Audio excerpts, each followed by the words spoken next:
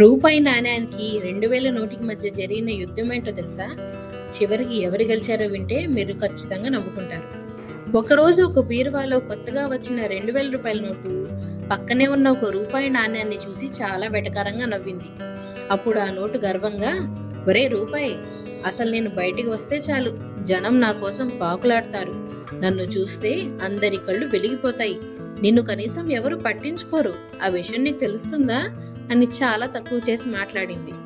ఆ మాట వినగానే రూపాయి నాణ్యం అస్సలు తగ్గకుండా చిన్నగా నవ్వి, అవును, నువ్వు పెద్దడివే, నీ విలువ చాలా ఎక్కువని నాకు తెలుసు.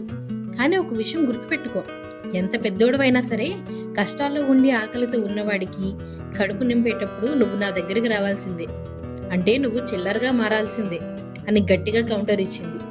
వెంటనే ఆ నాణ్యం ఇంకో మాటగా, అంతేకాదు నోటుగారు, అందరూ నిన్ను నల్లధనంలా దాచుకుంటారు లేదా జేబులో బంధిస్తారు, కానీ నన్ను మాత్రం భక్తితో గుడిలోని హుండీలో వేసి దేవుడికి కానుకగా ఇస్తారు.